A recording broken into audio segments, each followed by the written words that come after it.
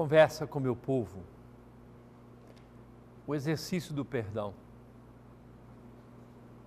O rancor, a vingança, a denúncia agressiva, a delação e todo tipo de acusações, as guerras, a violência urbana e rural, tudo se espalha pela terra também em nossos dias.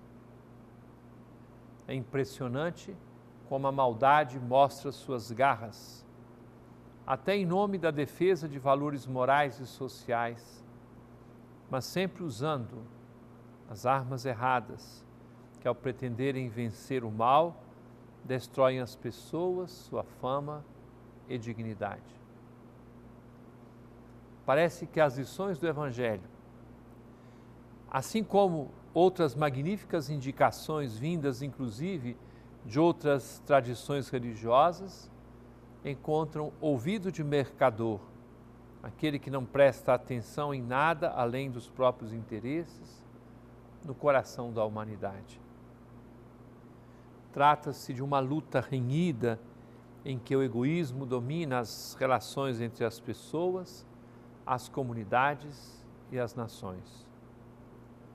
Pensemos em nosso país e na verdadeira luta livre entre grupos e tendências, com a torcida de tantos que se alegram ao ver a queda dos adversários.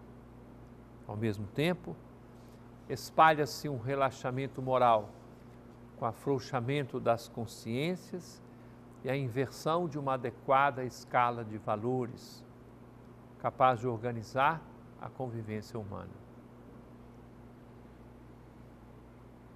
Não se trata de uma descrição pessimista da realidade, mas quer ser uma chamada de atenção a todos nós, esquecidos que estamos de alguns princípios básicos e restauradores dos laços entre as pessoas. Justamente neste período, a liturgia da Igreja oferece aos fiéis o discurso de Jesus a respeito da vida comunitária, estabelecendo os parâmetros para a convivência decorrente da nova aliança, que se estabelece em seu mistério pascal de morte e ressurreição. Para ajudar nossa memória, já no final do primeiro século, os cristãos vindos do judaísmo, após o grande desastre da destruição de Jerusalém pelos romanos, tiveram vários problemas para a reconciliação entre pessoas da mesma raça na Síria e na Palestina, áreas que até hoje são focos de incompreensão e dificuldades de convivência. O texto do Evangelho de São Mateus foi escrito com este pano de fundo. E esse texto ajuda no processo de aproximação entre as pessoas, superando preconceitos e encaminhando a prática de um segredo próprio dos cristãos, chamado perdão. Nosso amigo Simão Pedro apresenta a Jesus uma pergunta a respeito do perdão. 7 vezes já era muito, um número que significa perfeição. A resposta de Jesus mostra que não existe proporção entre o perdão que recebemos de Deus e o nosso perdão ao próximo. E Jesus conta a parábola do perdão sem limites.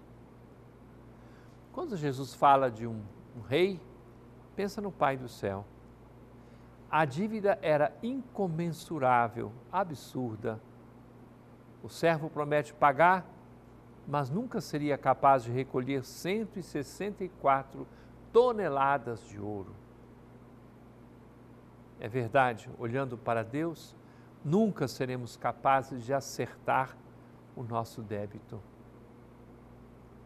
Depois, o mesmo servo não é capaz de perdoar uma ínfima dívida correspondente a 30 gramas de ouro. É como comparar um grão de areia com uma montanha. O contraste fala por si. A parábola continua com a moral da história. É assim que o meu Pai, que está nos céus, fará convosco, se cada um não perdoar de coração ao seu irmão.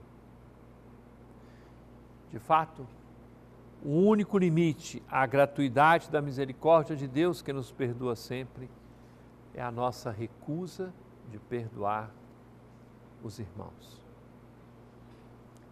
A avalanche de maldade e agressão que nos referimos pode e deve encontrar uma saída. A reconciliação entre pessoas e povos precisa urgentemente encontrar um lugar no coração humano. Começa com uma purificação interior, desarmamento moral de quem escolhe o caminho do bem e não a maldade. Só escolhendo Deus como Senhor de nossas vidas pode acontecer esta mudança, pois só Ele nos habilita com a sua graça no caminho da reconciliação. Depois, faz-se necessário acreditar que existe o bem nas outras pessoas que agem ou pensam de modo diferente do nosso. Quem se considera dono da verdade e vê os outros como inimigos ou adversários, não empreenderá o caminho da reconciliação e da paz.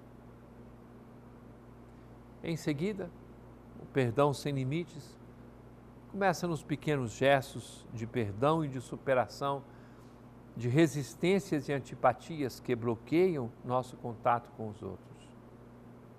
Se o perdão foi feito para a gente pedir, tomar a iniciativa indo ao encontro dos outros, milhares de vezes, sempre. Pedir perdão desmonta toda a cara feia, toda a maldade enrustida no coração. Mas é fundamental saber dar este perdão aos outros, não se fechar nos próprios sentimentos, feridos pela maldade reinante no coração dos outros e no nosso coração. Para perdoar sempre e sem limites, será necessário construir pontes entre os diferentes, pontes feitas de gestos e de palavras.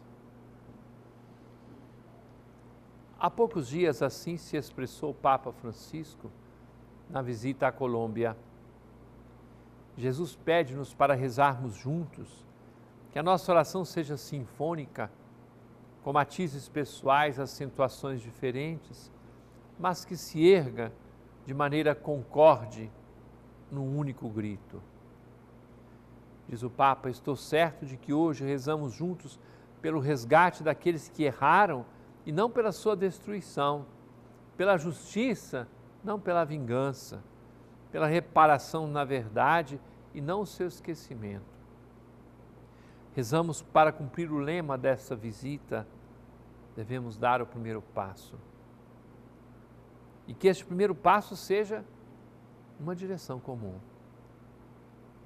Ele sempre nos pede para darmos um passo decidido e seguro rumo aos irmãos, renunciando à pretensão de sermos perdoados sem perdoar, de sermos amados sem amar.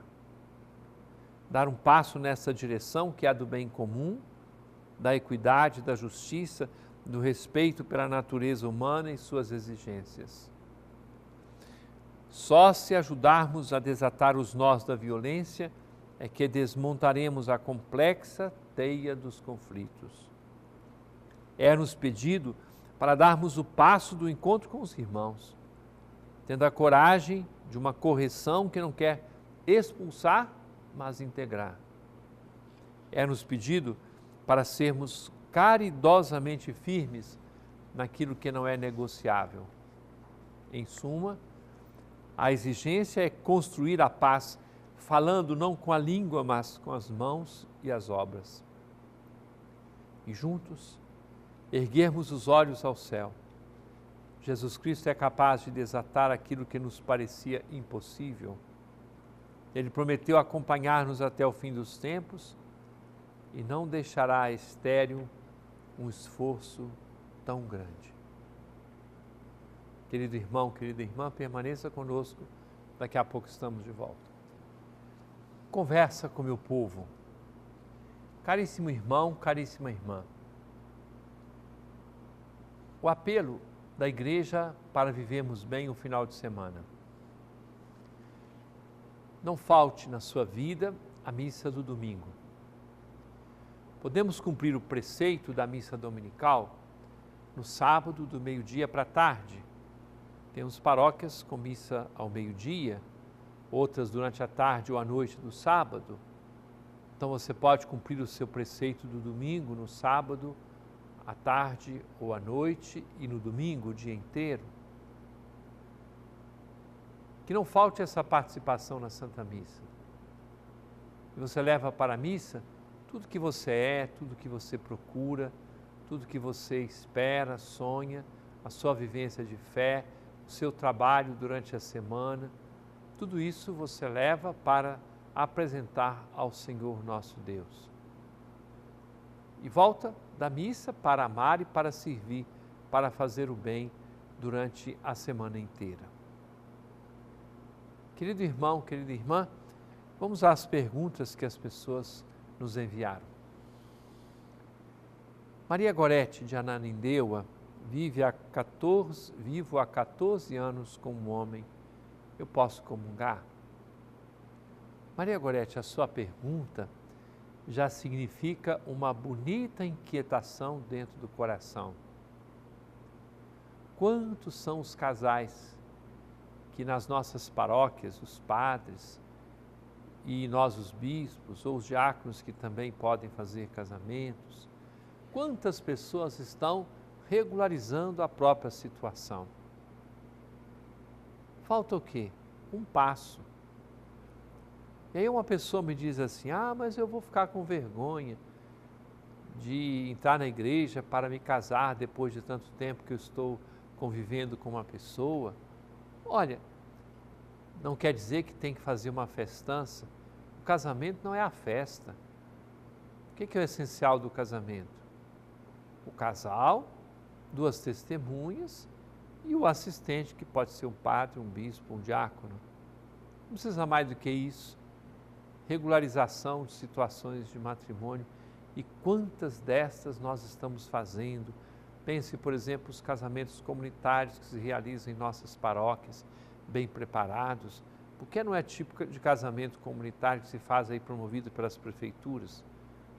Não, porque ali não é aquele bolo de todo mundo se casando, não.